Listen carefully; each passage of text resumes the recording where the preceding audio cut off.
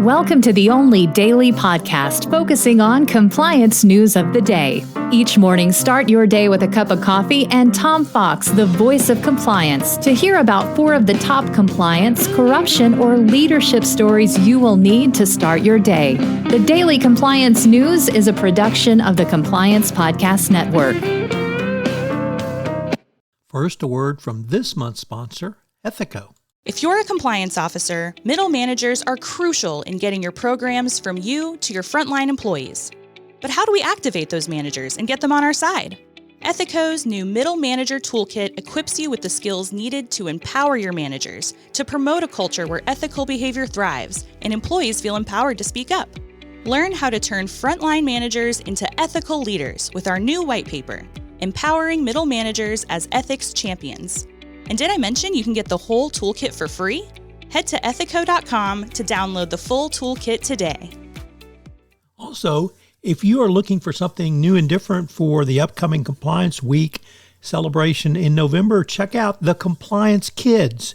It's my 3-book children's series on compliance and compliance professionals for children. But they make great gifts and great training tools for your employees. You can check it out on Amazon.com. We've linked to it in the show notes. The Daily Compliance News for October 22, 2024, the Sketchy as Hell edition. And we begin with that story from the New York Times. In the sidebar column, Adam Lipak wrote about the leniency the Supreme Court's approach to corruption has been.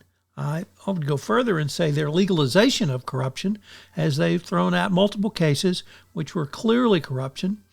And it's really, they've gone out of their way to insist that non-judicial politics is pervasively shot with tardiness, if not, as the title says, sketchy as hell. So, Supreme Court legalizing corruption? I wonder why. Next up from the BBC, it reports that TikTok's owner's ByteDance has sacked an intern for maliciously interfering with the training of one of its AI models. The firm rejected the claim about the extent of the damage, but it did admit it happened.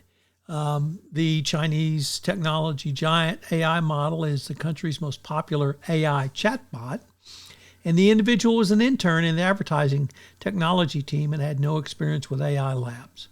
So what happens when you let an intern cause more than $10 million in damage by disrupting the AI training system?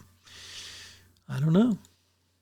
Next up from the Financial Times, in a very interesting article, preventing bad behavior in the workplace before it happens is now mandated for UK companies. They will have to take preventative action to stop sexual harassment before it starts.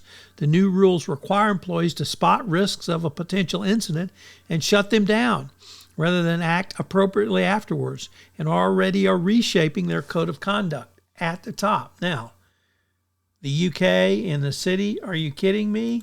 Stopping inappropriate behavior before it starts? What metric are they going to use? What red flags are they going to use? Is it going to be if you're male? May have to be. Anyway, good luck with that, guys.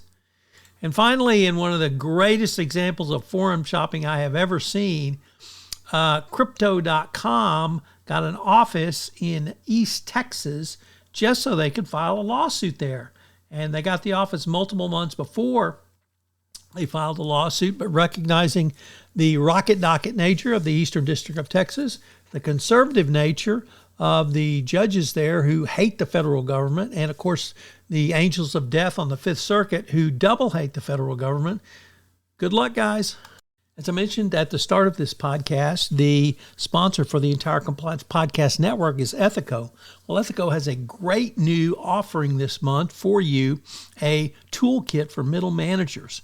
This is something that you, as the compliance professional, can use to move your compliance program forward by giving middle managers the skills necessary to answer a call for speak up or when someone comes in their office and raises a concern. I can't think of a tool that will be more valuable for you in the current era of enforcement. The Daily Compliance News is a production of the Compliance Podcast Network and a proud member of C-Suite Radio. Thanks so much for listening. I hope you'll join me again tomorrow.